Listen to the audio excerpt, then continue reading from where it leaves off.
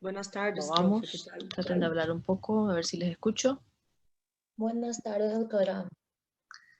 Muy buenas tardes, ¿me escuchan bien, sin problema? Boa tarde, profe. Sí, Buenas tardes, ok. Sí, tranquilo, profe. Tranquilo, ¿tienen sus cámaras listas allí? ¿Consiguen ver? Hola. Sí. Excelente, está muy oscuro, muy claro. Vamos, creo que poner un poquito más. Ahí está bien.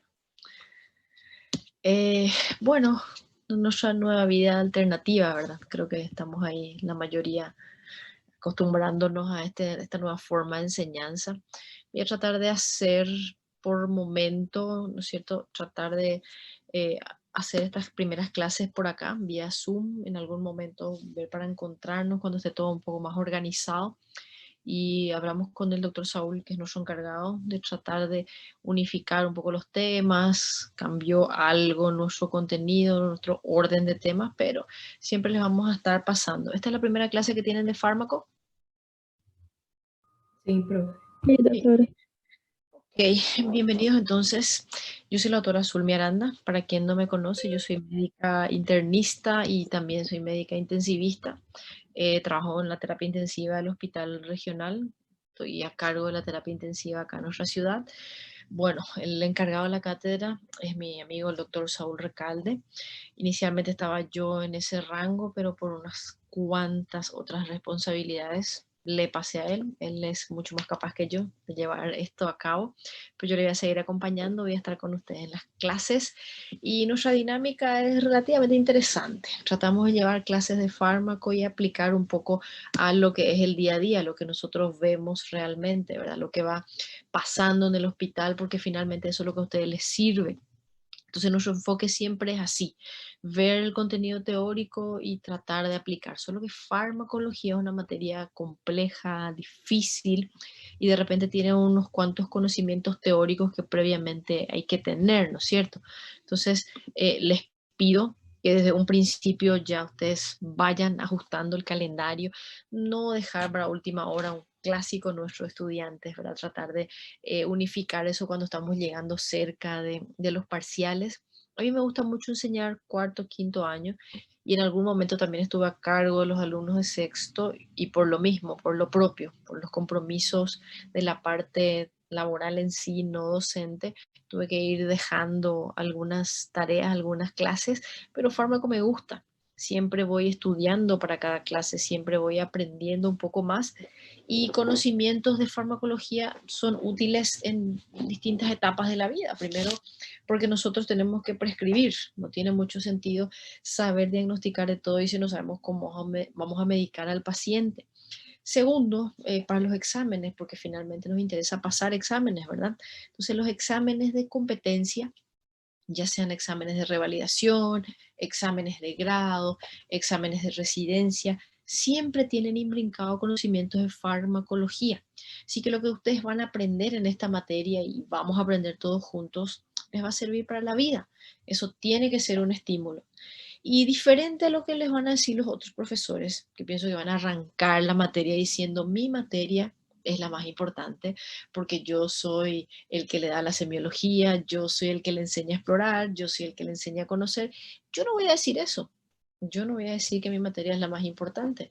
Pero imagínense saber explorar, saber diagnosticar, conocer todos los detalles y no poder medicar al paciente. Medio que mi materia es imposible de dejar de lado. Así que no hace falta que yo les haga propaganda, ustedes se van a dar cuenta que esto es el día a día, esto forma parte de la medicina, ¿no es cierto? No hace falta que digamos.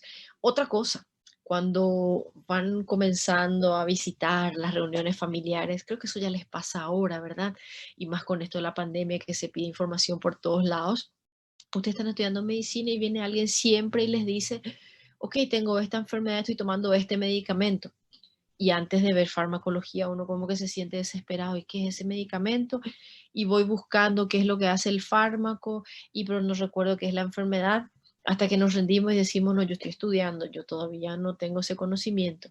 Después de mi materia, ustedes se sienten médicos, propiamente dicho, porque saben por lo menos un enfoque terapéutico de la mayoría de las enfermedades. Claro, que eso va cambiando día a día, van apareciendo nuevos medicamentos, siempre hay nuevos fármacos para nuevas enfermedades, no solo la cuestión de la pandemia, sino otros nuevos enfoques terapéuticos que siempre se va actualizando, pero en línea general, cuando ustedes terminan farmacología y tienen la idea de los antibióticos, saben que se usa como antihipertensivos, conocen cómo anticoagular a un paciente, qué medicación voy a usar en un paciente que está infartando, las medidas iniciales para tratar un paciente con algún cuadro infeccioso, ya sea por bacterias, por virus, por hongos, por parásitos. Usted tiene una noción básica de la medicación en general del paciente. Ah, pero a mí me gusta trabajar con estética, entonces necesito aprender cómo trabajar la toxina botulínica, por ejemplo. Entonces, todos esos detalles ustedes aprenden en farmacología. Recuerden que esto va de la mano, concretamente con otras materias. Les decía que a mí me gusta enseñar estas materias de años finales porque ustedes ya son médicos. De repente faltan unos años todavía, unas materias que pasar y farmacología puede hacer que conviertan tres en 4 años porque eso puede pasar, pero eso depende de ustedes, lógicamente. Si empezamos a estudiar desde hoy, esos 3 años van a pasar rapidito y ustedes ya están en la parte de bajada de la montaña. Recuerden que primero, segundo, tercer año y ahí son medio médicos, pero si curan medios enfermos todavía están medio muertos, así que no sirve mucho ser medios médicos. Necesito que ustedes sean médicos completos y para eso tengo que empezar la bajada de la montaña, que es cuarto, quinto y sexto año. Y ahí es donde está farmacología, ¿está bien? Yo, en mi práctica diaria, trabajo part-time como médica internista, que es mi primera especialización, mi primera residencia. Y sí, veo pacientes desde el punto de vista de clínica médica. Tengo sala de clínica médica en uno de los hospitales, uno de los centros, ocasionalmente pacientes en el sector privado por clínica médica. Y la farmacología siempre va en la mano. Mi materia, mi asignatura, mi carrera en sí va asociada a eso, pero también desde el punto de vista de lo que más me apasiona hacer, que es la medicina crítica. En cuidados intensivos nosotros manejamos fármacos que se ven en todas las áreas. Entonces, mucho cuidado con eso de que yo voy a ser médico y solamente voy a ser ginecólogo y no tengo por qué saber cómo se medica eventualmente un cuadro de un niño. Todos nosotros como médicos generales, gente, debemos conocer eventualmente una enfermedad exantemática en un niño porque eso es algo frecuente, eso es algo que van a ver en el día a día y eventualmente saber cuándo hay que medicar y cuándo no. Yo puedo perfectamente ser un cirujano excelente, pero mi paciente puede hacer un infarto en la mesa y hasta que no llegue el cardiólogo, el internista o el intensivista, usted tiene que saber las medidas iniciales y con los conocimientos de farmacología van a poder saber exactamente qué medida inicial hago en los primeros minutos de las enfermedades más graves que tiene una implicancia en lo que sería el desenlace, creo que eso se dice desfecho en portugués, ¿no es cierto? Del hecho de que el paciente va a vivir o no. Eso depende directamente de mi primera medida inicial. Y una vez dije esto y me dijeron, bueno, farmacología y estudiar los medicamentos, yo perfectamente puedo agarrar la bula si los medicamentos vienen en una caja y traen una bula farmacológica. A ver, por acá creo que tengo algún medicamento, ¿sí? Sacar esto. Ustedes saben que cuando abren los medicamentos, ahí adentro tengo la prescripción o la bula, ¿no es cierto? Los papelitos que están en el acceso, muchas veces tengo acá escrito, por ejemplo, dice indicado para mecanismo de acción. Opa, todo eso es lo que yo voy a estudiar en esta materia. ¿Para qué yo voy a estudiar una materia entera si yo tengo eso escrito ahí en ese papel? No se olviden que ese papel y esa caja de medicamentos, acceso a ese papel tienen el panadero, tiene el peluquero, tiene eventualmente el señor que nos limpia la casa.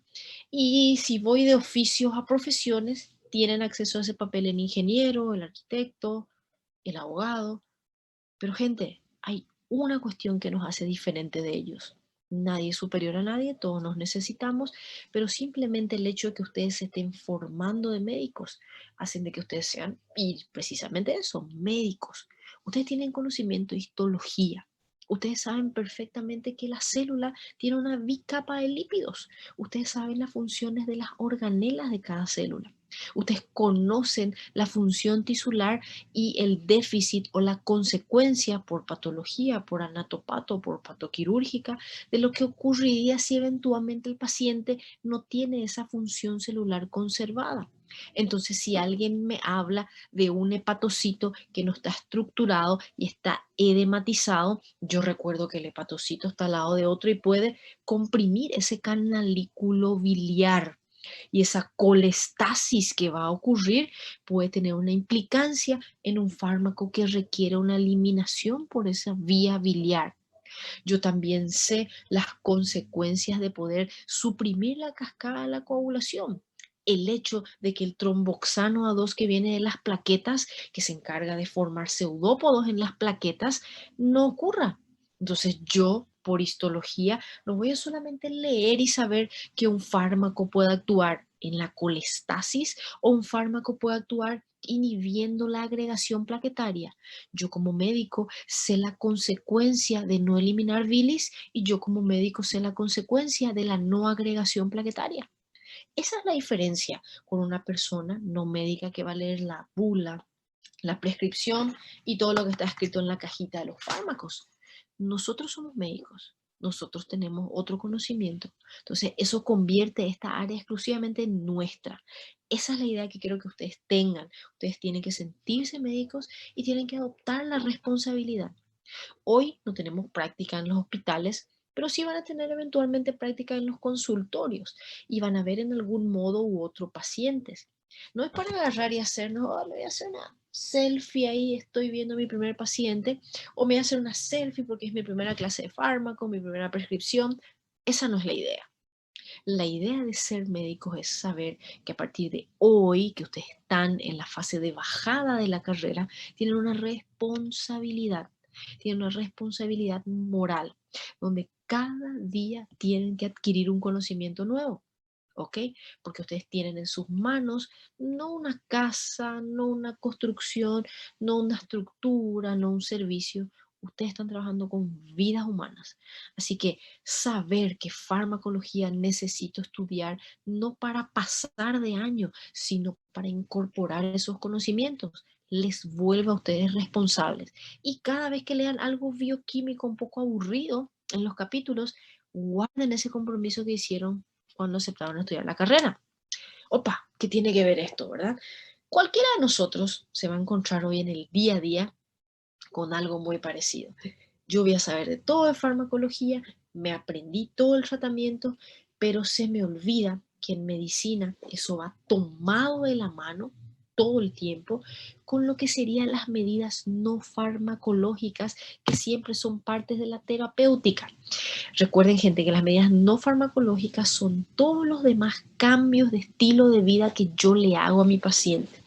Siempre coloco dos enfermedades en este ejemplo, que son enfermedades que, bueno, también son pandémicas, si bien no enfoca mucho, no tiene acorde al cuadro infeccioso, pero son enfermedades generalizadas que ustedes tienen en la familia. Si hiciéramos ahora una encuesta y yo les pido, levanten la mano todas las personas que tienen un diabético o un hipertenso en la familia, certeza que todo el mundo iba a levantar la mano. Esas dos enfermedades tomo como ejemplo para que ustedes sepan que farmacología no es solamente dominar bioquímicamente lo que hacen los comprimidos. Si yo no asocio eso a los cambios de estilo de vida y a las medidas terapéuticas no farmacológicas, y no tiene ningún sentido mi tratamiento.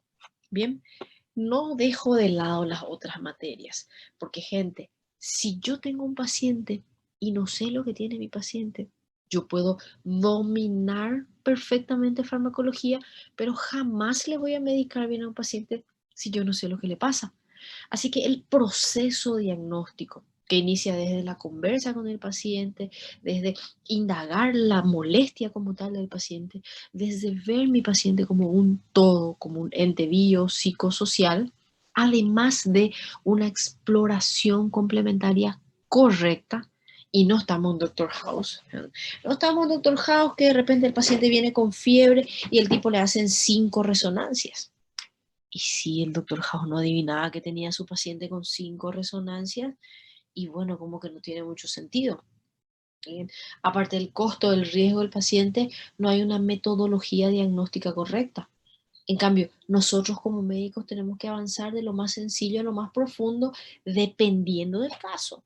Ustedes van a ir aprendiendo a lo largo de la carrera como otra entidad importante, el ACV, por ejemplo.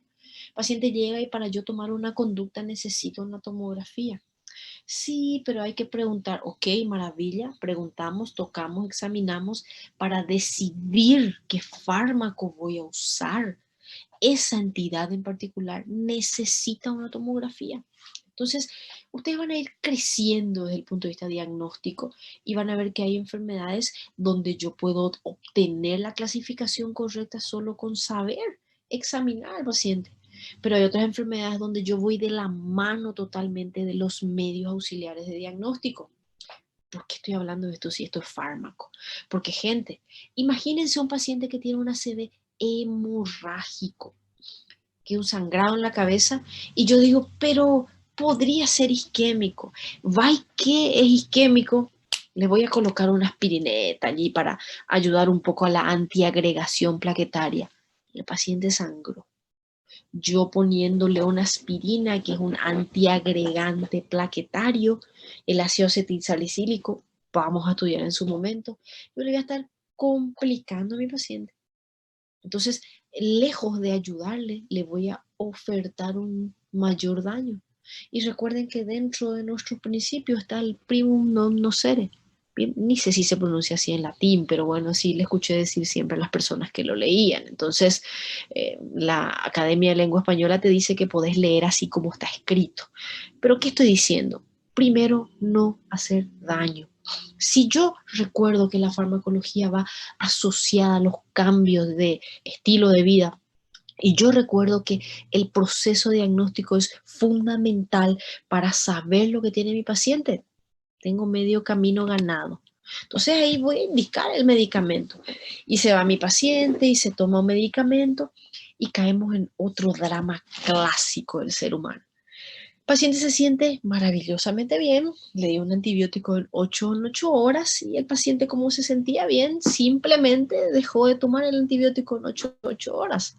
¿Por qué hacen eso los pacientes? Eso hacemos, ya hicieron probablemente, porque esa es la naturaleza del ser humano.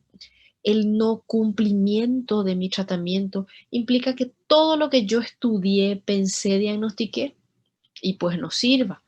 Entonces, eso es culpa del paciente, pero muchas veces nosotros somos los encargados. Yo recuerdo cuando trabajé en una comunidad indígena hace 13 años atrás, y no es para calcular edad, porque si se pone a calcular edad me voy a enojar un poco, ¿sí? Por favor, nada de cálculo de edad. Entonces, cuando me gradué de médica, 13 años atrás, estaba en una comunidad indígena y yo haciendo la prescripción, explicando, salgo de la consulta y veo a los indígenas tenían su bolsita de medicamento, agarraba, él le daba al uno al otro. Yo, ¿qué está pasando acá? Simplemente ellos, como veían que los medicamentos eran de otro color, ¿qué hacían? Ellos agarraban y compartían. Cuando salgo a preguntar, me dice, sí, porque a él le dieron 10 blancos y a mí me dieron 10 azules y 10 amarillos. Todo mi tratamiento que yo le enseñé con dibujitos del sol se jodió. Me tuve que subir a una piedra y decir, por favor, solamente tomen lo que se les indica o si no van a venir más enfermos. Eso no pasa todos los días, pero puede pasar en el hospital, algo que es común, que es el error médico hoy día con el asunto de la pandemia en todos los hospitales donde todavía predomina índices pandémicos. Claro, hablo de países nuestros, Brasil, Paraguay. Tenemos sobrecarga de trabajo y el error humano ocurre. Entonces yo como médico tengo que tener la certeza de que yo escribí correctamente, detalladamente, perfectamente la dosis, la dilución, el horario, cuándo el medicamento se tiene que administrar antes o después de los alimentos, cuál es el orden de indicación de los medicamentos. Vamos a estudiar en breve cómo trabajan, por ejemplo, los antibióticos. Y si yo tengo que esto es una célula, bien, la capa de la célula puede ser la fuente de trabajo del medicamento y el citoplasma de la célula, la fuente de trabajo de otro medicamento. farmacológicamente es correcto que yo primero dé lo que mata la capa para que lo que entre al citoplasma tenga ya una puerta abierta de inicio. Eso yo solo puedo saber cómo indicar en orden si conozco de farmacocinética. Entonces mi paciente tomó, aceptó, diagnostiqué bien, cumplió el horario y mi paciente recibe el medicamento. Este ítem yo pienso que es el más interesante de todos. Variabilidad individual. Cada paciente tiene un propio metabolismo. Yo no puedo comparar un paciente con otro nunca. Las enfermedades se comportan diferente en cada paciente. Con este asunto de COVID, donde ustedes ven que el Facebook está lleno de opinólogos y médicos graduados juntamente con el doctor Google, entonces todos ustedes van a tener muchos médicos que se gradúan con ustedes. Prepárense para una era donde el paciente trae el celular y hace las preguntas por Google. Yo llegué a vivir una medicina sin eso. Qué maravilla. Y ahora estoy viviendo una medicina donde el paciente viene y te dice, estoy tomando este medicamento que actúa en el glomérulo y que me permite una filtración renal. Y yo, opa, necesito recordarme cómo era el glomérulo y la cápsula de Bowman y los podocitos y los túbulos contorneados. Una vez más, recuerden que ustedes no son las personas que leen la bula sin tener la base científica. Y es importante saber que el glomérulo acá de mi vecino es diferente del mío. ¿Está bien? Pasó algo, se cortó, alguien se le abrió el micrófono, me avisan de repente así si no me escuchan o algo porque pues, están hablando de más o de menos. ¿Sí, no? ¿Tranquilo? Ok, perfecto. Entonces ampliamos esto por aquí. Entonces les decía, la variabilidad individual es sumamente importante con relación a cómo yo voy a manejar un fármaco. Si mi paciente de al lado, mi vecino en el caso yo puse, tiene un glomérulo que está dañado por la diabetes o está dañado por la hipertensión, recuerden que esa tasa de filtrado glomerular va a ser diferente. Y si yo hablo de un medicamento que se tiene que eliminar por las vías urinarias y tengo una tasa de filtrado diferente, ¿y qué hago? Vamos a hablar de un antibiótico. El paciente viene con una amigdalitis, yo le tengo que dar un antibiótico. Agarré, me recordé que ese antibiótico tiene una afectación o tiene un paso por el riñón, se elimina por el riñón. Y mi paciente me dice, disculpe, doctora, yo me dializo. ¿Qué hago si él se dializa y el medicamento se elimina por el riñón y el hombre no orina? Opción 1, le digo, llámenle al doctor Saúl o a la doctora Zulmi.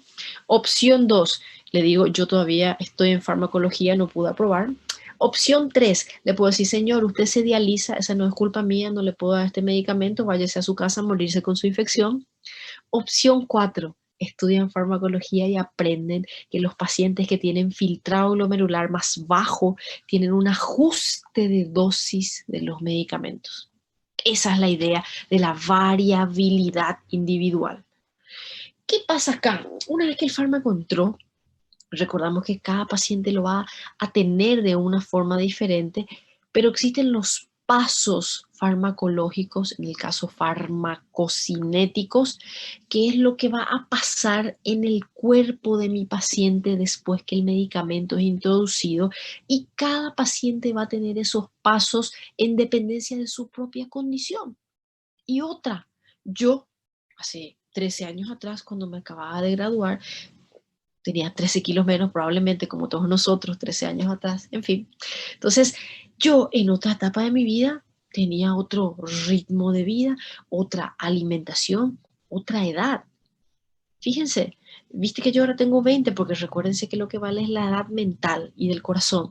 Hace 13 años atrás, entonces tenía 7 años. Gente, el mismo paciente, dependiendo del momento de su vida, tiene pasos diferentes farmacocinéticos. Enseguida vamos a hablar cuáles son esos pasos farmacocinéticos. Así que cada paciente recibe, metaboliza y actúa diferente dependiendo de su propio organismo. Y bueno, doctora, ya vimos todo eso, el paciente ya está excelente, el paciente se alimentó bien, cambió su estilo de vida, yo le hice un buen diagnóstico a mi paciente tomó la medicación como debería tomar, tuve en cuenta la variabilidad individual, Tuve en cuenta también los pasos farmacocinéticos, pero pasa algo más. Ese paciente tenía una predisposición genética. Y hay medicamentos que por predisposición genética pueden hacer algo que se conoce como reacción adversa. Entonces, ese paso ya no tiene que ver con nosotros. Yo le prescribí correctamente, tuve en cuenta su variabilidad, el paciente tenía un metabolismo diferente, pero el paciente hizo un efecto adverso porque tenía alergia a ese medicamento. Y muy a pesar de que él tomó como yo le indiqué, el paciente empezó a presentar una complicación nueva que es la reacción alérgica o hipersensibilidad. Todo eso hay que tener en cuenta cuando estudiamos farmacología. Bien, entonces empezamos a hablar un poco de lo que sería la farmacocinética. Esto se me apagó. ¿Se escucha bien igual allí? Me quedé sin micrófonos. Cargaré un poquito aquí mi batería. Sí, profe. ¿Se escucha? Me avisan cualquier cosita, improviso acá, ¿está bien? Entonces, farmacocinética. ¿Qué es la farmacocinética? Empezamos para entender algo sencillo.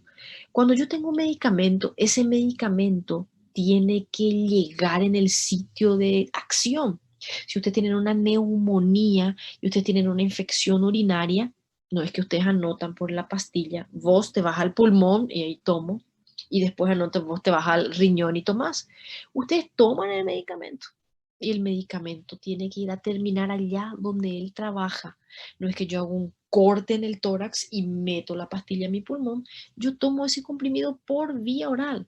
Entonces, ¿qué pasa con ese percurso que tiene el medicamento? Es un tiempo específico. Tomé ahora, él tiene que llegar a nivel de los pulmones en un tiempo específico y otra, no puede llegar en poca cantidad, si no, no sirve de nada.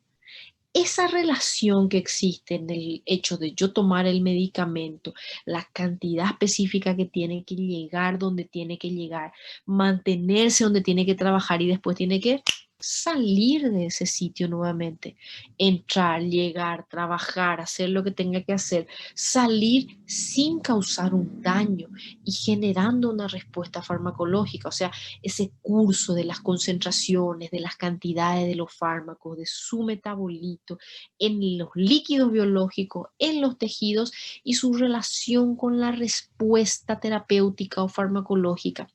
Estudiar todo eso es farmacocinética. Entonces, es una relación más o menos entre lo que yo voy a tomar, entre lo que llega a mi cuerpo, en lo que pasa en mi cuerpo de acuerdo a esa cantidad que llega. ¿Ok? Tomé un comprimido. ¿Cómo yo tengo certeza que ese comprimido se va a ir allá en la neumonía a trabajar? Ah, porque mi cuerpo tiene que modificar, mi cuerpo tiene que hacer una serie de pasos. Ahí está lo que es farmacocinética, todo lo que mi cuerpo le hace al fármaco.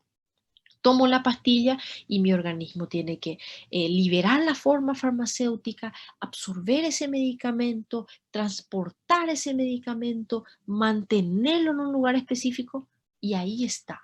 Todos esos pasos son la farmacocinética.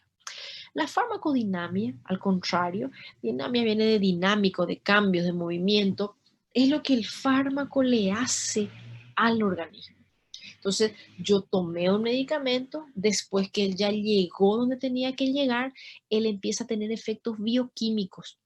Suponiendo que yo tengo un medicamento que sería un antagonista de aldosterona. Ese fármaco es la espironolactona, ese fármaco es el aldactone, ¿sí? Plerenone. Ese medicamento llega donde tiene que trabajar, que es el lugar donde está la aldosterona, y la aldosterona tiene un receptor intracitoplasmático. Ese medicamento viene y bloquea la entrada. Recuérdense que el hecho de bloquear es la unión, a veces covalente, a veces transitoria, entre dos estructuras proteicas. Si yo tengo un receptor específico y el fármaco viene y se introduce en ese receptor, modifica la estructura cuaternaria de la proteína y esa proteína, que es el receptor, ya no recibe la aldosterona. Esos son efectos bioquímicos. ¿Y cuál va a ser la consecuencia? Efectos fisiológicos. La aldosterona No sé si recuerdan, sí, no, quizá, tal vez.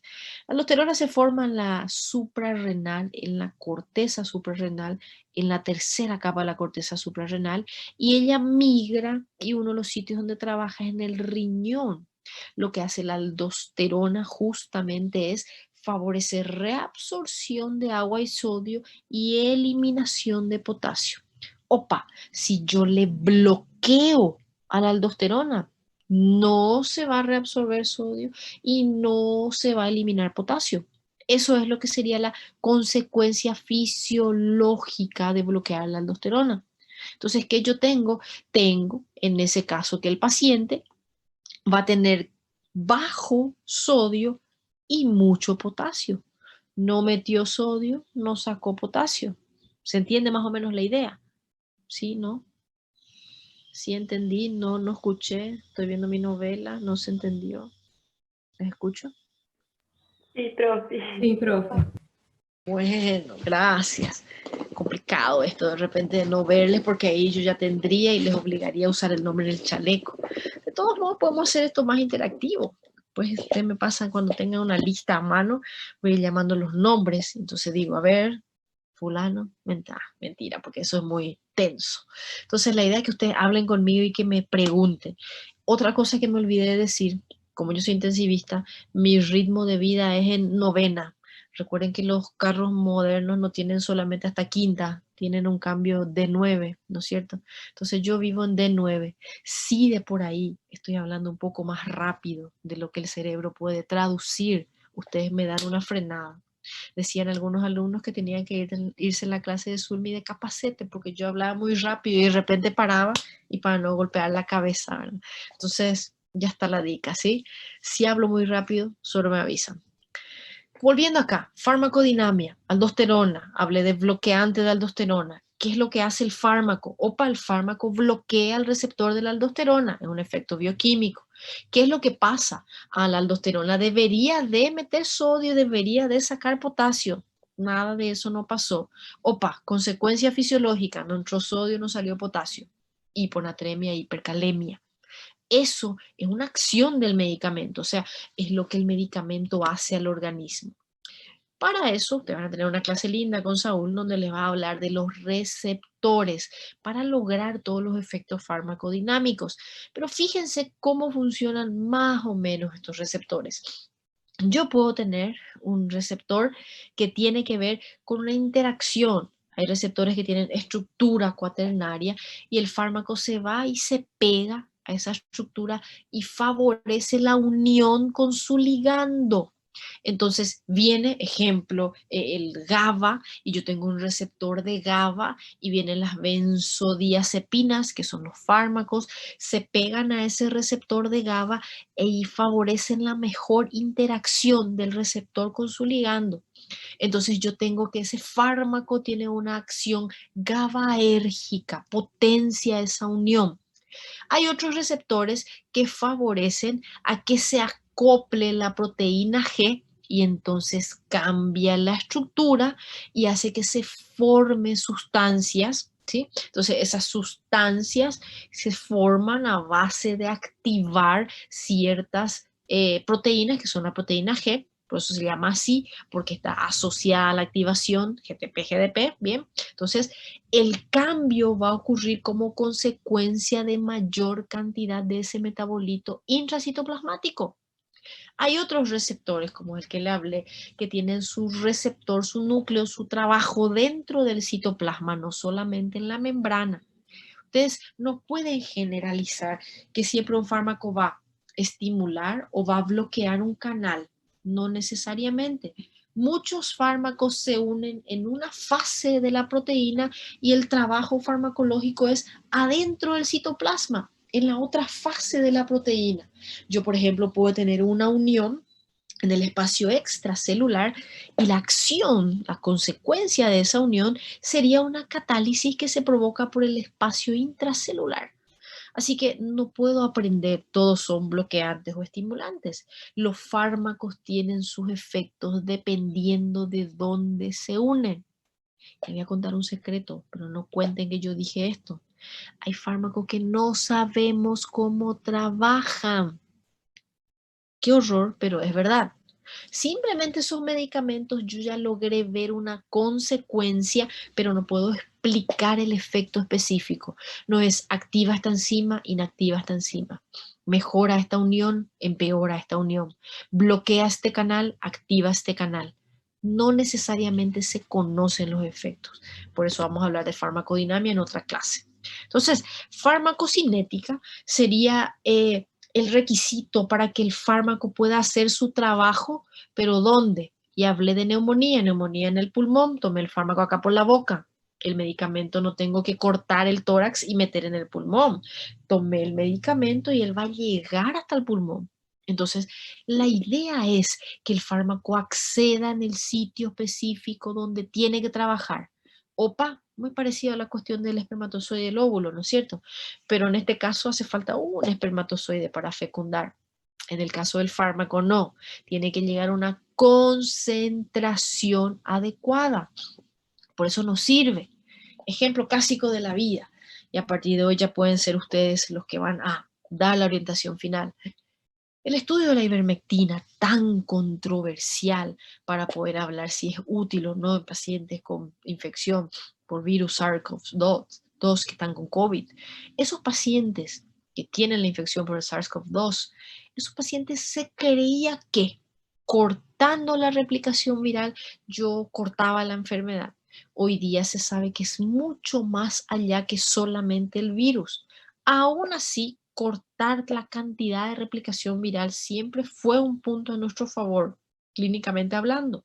Entonces, uno de los primeros fármacos que se demostró que bloqueaba esa replicación in vitro fue la ivermectina. La maravilla del siglo. Error de los investigadores, seguramente no duermen hasta hoy. Ellos publicaron que la ivermectina logró bloquear la replicación. Y cuando pusieron eso para extrapolar en el paciente, la cantidad de ivermectina que se necesitaba era mucho más allá de lo que el ser humano podía tolerar. Esa segunda parte de la vida, muchos ya no leyeron. Y hasta el sol de hoy ustedes saben que hay personas que continúan tomando y usando y recetando ivermectina, siendo que la dosis máxima va por los 4 o 5 comprimidos por día y lo que yo necesitaría para el efecto es 50 comprimidos por día. Entonces, la concentración tiene que ver con la farmacocinética. Otra, pero bloquea, sí, bloquea, nadie dijo que no. Problema es el siguiente, la cantidad que tiene que llegar en el sitio le va a matar al paciente primero de un otro daño. Y ahí aparece un clásico médico que dice, y bueno, vamos a darle un comprimido. Quién sabe bloquea un poquitito. En farmacología las cosas no funcionan con un poquitito o mucho. O llegó en cantidad adecuada y bloqueó lo que tenía que bloquear, o no llegó en la cantidad adecuada. ¿Bien? Entonces, eso es farmacocinética, acceder al lugar de acción en una concentración adecuada. ¿Cómo ocurre eso? La magnitud de este proceso viene por la absorción, distribución, metabolismo y excreción de un fármaco. Entonces, estas 4 palabras vamos a ver a lo largo del año. Ustedes van a estudiar estas 4 palabras y estos son los pasos de la farmacocinética. Absorción, distribución, metabolismo y eliminación. ¿Está bien? Siempre que nosotros vamos hablando, ustedes recuerden, farmacocinética, lo que mi cuerpo le hace al fármaco. Absorbe, distribuye, metaboliza y elimina. Eso es lo que mi cuerpo le hace al fármaco. Eso es farmacocinética. ¿Para qué ocurre eso? Para que en la biofase, que es donde tiene que trabajar el medicamento, él llegue la forma que tiene que llegar. La intensidad varía en el tiempo siempre. La cantidad de fármaco, vamos a ver eso enseguida, depende del tiempo que se mantenga trabajando. Y todo eso está influenciado por la variabilidad individual. Esta es la palabra más clásica, yo les hablaba de esto en la introducción. Cada persona es diferente. Nosotros tenemos desde factores genéticos, que nosotros podemos tener un metabolismo distinto del vecino, como factores ambientales. Recuerden que al ser humano le encanta introducir sustancias en el organismo, mismo sabiendo que le hace daño. que a mí ocasionalmente me encanta introducir una sustancia líquida que se sirve en un vaso específico y da una espuma blanquita, de repente es lo único que me ayuda a superar un día de trabajo largo. ¿Quién no le pasa eso, verdad? Pero hay personas que le encanta introducir esa sustancia todos los días de su vida. Opa, eso me genera un hígado con problemas. Entonces, el alcohol, el tabaquismo, la dieta, ni siquiera me voy a meter en drogas, no me voy a meter en drogas lícitas o ilícitas, me voy a meter en la papa frita, me voy a meter en las frituras, me voy a meter con la Coca-Cola. Todo eso condiciona a mi paciente. Entonces, si yo tengo un paciente que no respeta un estilo de vida adecuado, ese paciente no está listo para metabolizar bien un fármaco. Está maravillosamente bien mientras no tenga que tomar el medicamento. Llegó el momento de tomar el medicamento y él era diabético. Ese riñón que ya estaba ahí, apenas yo le tiro un medicamento dañino, el riñón se jode. ¿Está bien? Y hablando por riñón, ya me metí ahí en cuestiones patológicas. La insuficiencia renal es la más clásica. La insuficiencia hepática, la insuficiencia renal, por ejemplo, intervendría en la eliminación. La insuficiencia hepática intervendría en el metabolismo y la insuficiencia cardíaca con la hipervolemia en la distribución del fármaco. Pero también les decía que un mismo paciente puede pasar a lo largo de su vida por varias fases. Ahí tengo la edad y en el caso de las mujeres tengo la gestación. Entonces, todas esas condiciones fisiológicas también tienen mucho que ver para la distribución, la absorción, el metabolismo y la eliminación de los fármacos. La farmacocinética clínica, si yo aplico todo esto que estoy diciendo al paciente, entonces tiene que ver, llegó el medicamento, alcanzó el sitio. No es solo alcanzar, nosotros decimos aquí tocar tambo, que es tocar cuando se jugaba un jueguito antiguo antes de la era internetica. Las personas tenían que correr, esconderse y llegar a tocar un punto específico antes que el cuidador esté allí. Entonces, la época que uno jugaba, y eso es un tambo, si tocar un punto. El fármaco no tiene que llegar y tocar ese punto y desaparecer. El fármaco tiene que llegar, quedarse, mantenerse todo el tiempo y en la cantidad suficiente para hacer el efecto terapéutico. Eso es farmacocinética clínica, alcanzar y mantener la concentración plasmática del fármaco. ¿La concentración cuál? Aquella que es la necesaria para que el fármaco tenga el efecto terapéutico.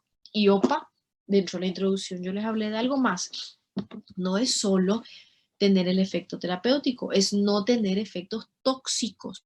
Entonces, la aplicación práctica de la farmacocinética es ¿para qué? Para que yo tenga posología, dosaje adecuado. ¿Para qué? Para que llegue donde tiene que llegar, en el momento que tiene que llegar, mantenerse ahí en ese sitio, en el tiempo preciso, en las concentraciones terapéuticas, y no me tengo que olvidar de dos palabras que a partir de ahora van a ser sus palabras de farmacocinética: seguridad y eficacia.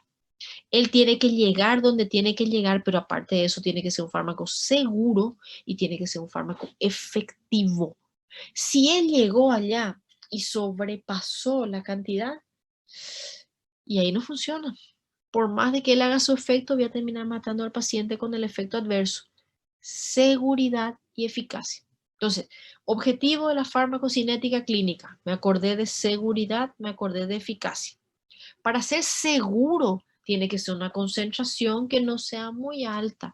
Y para ser eficaz, tiene que alcanzar un valor específico, no sobrepasar, pero para ser eficaz tiene que mantenerse en el tiempo que yo entiendo, indico que es necesario. ¿Está bien? Seguridad, eficacia. Acá saltamos. Fíjense que vamos a ver aquí.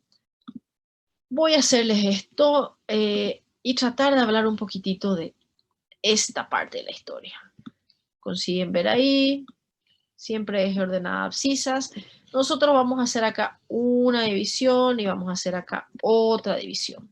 Cuando yo agarro el fármaco, este es el momento cero, indico el fármaco, él puede llegar a la sangre y después se elimina. Fíjense que acá yo tengo un espacio, otro espacio y otro espacio. Acá hay una ventana Acá hay otra ventana y acá hay otra ventana. ¿Está bien? Entonces nosotros vamos a escribir acá. Este es un espacio, poner así, espacio de tratamiento. Este es un espacio donde yo voy a medicar al paciente. Eso es lo que funciona allí. En cambio, este otro espacio que está acá, este es un espacio que ya no es seguro. Este es un espacio que va a ser tóxico y no tóxico como eso que te persigue. Estoy hablando de toxicidad del medicamento. ¿Está bien? Y este otro espacio que puedo diseñar aquí, este es un espacio que le voy a llamar espacio inefectivo. Ese espacio no funciona. Entonces yo quiero específicamente que mi medicamento esté acá en el medio, en esta ventana terapéutica, en ese espacio terapéutico. Y había dos palabras que yo debería recordarme cuando hablaba de farmacocinética. Dijimos que acá el fármaco tiene eficacia, ¿no es cierto? Y además de eso, tengo que tener en cuenta que él no puede entrar en un espacio tóxico porque entonces no va a ser seguro. Y voy a colocar acá para no confundir, no seguro. ¿Está bien? Este medicamento tiene que quedar ahí en ese espacio de efectividad. Entonces, cuando yo hago una línea, esto que está acá, a ver, esto que está acá, sería el punto donde yo le voy a llamar, qué feo me quedó ese dibujo, lo siento, pero bueno, ya está hecho. Esto va a ser mi concentración máxima. ¿Está bien? El momento donde el fármaco alcanza el límite superior en la sangre. Recuérdense que él va a empezar, llega a una parte final y este es el techo del fármaco. Se fijan ustedes que el techo del fármaco está en este espacio, que es un espacio eficaz, que es un espacio terapéutico. Entonces, ese espacio a su vez es definido por estas dos líneas. Tengo una primera línea que separa el espacio inefectivo del terapéutico. Esta línea que está acá divide esas dos ventanas. Entonces, esa es una cantidad de concentración del fármaco. Cuando yo hablo de esta línea acá, yo estoy hablando de una línea mínima. O sea que a partir de este punto es una concentración mínima del fármaco. De acá para abajo, la concentración no funciona, no trabaja porque está en el espacio inefectivo. De acá para arriba, en este espacio, a partir de esta línea, él es eficaz o efectivo. Entonces, yo tengo que ese campo de esa línea se llama concentración mínima de efectividad. ¿Ok? Pasé la concentración, ¿sí?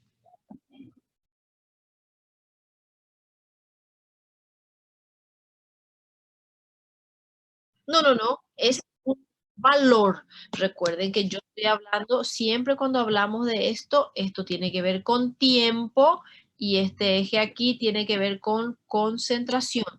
Yo estoy hablando acá de concentración por el tiempo. Interesante la pregunta. Bien.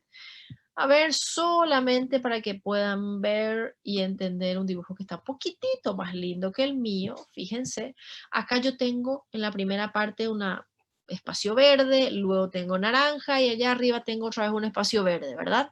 El espacio naranja vemos que le podemos llamar del espacio efectivo, ¿sí?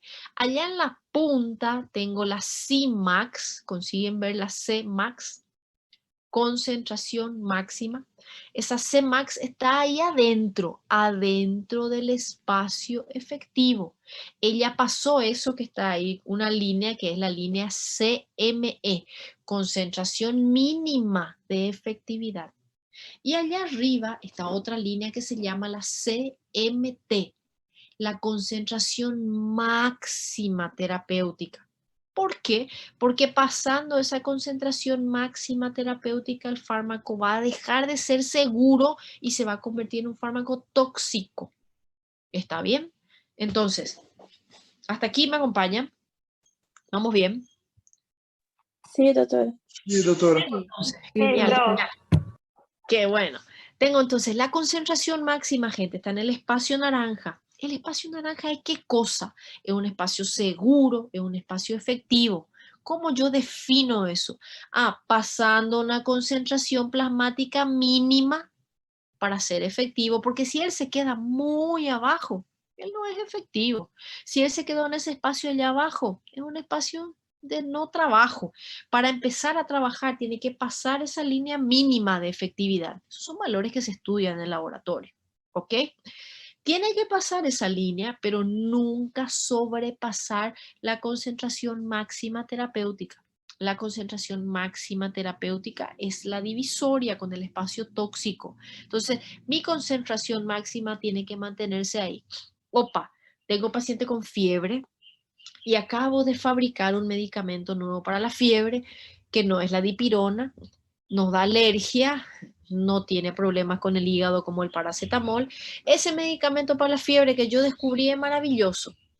¡Ay, qué bueno! La doctora descubrió un medicamento. Sí, él alcanza la Cmax súper bien, no llega a ser tóxico, siempre sobrepasa la mínima, él nunca es inefectivo, él es lo máximo. Solo que demora 4 días para llegar ahí en la Cmax. Y eso también es farmacocinética. Recuerdan, llegar en el sitio de acción en concentración adecuada en el tiempo adecuado. Tiempo adecuado. ¿Está bien? Entonces, en el tiempo específico que yo llego a la Cmax, bien acá abajo consiguen ver en la línea de tiempo, dice Tmax.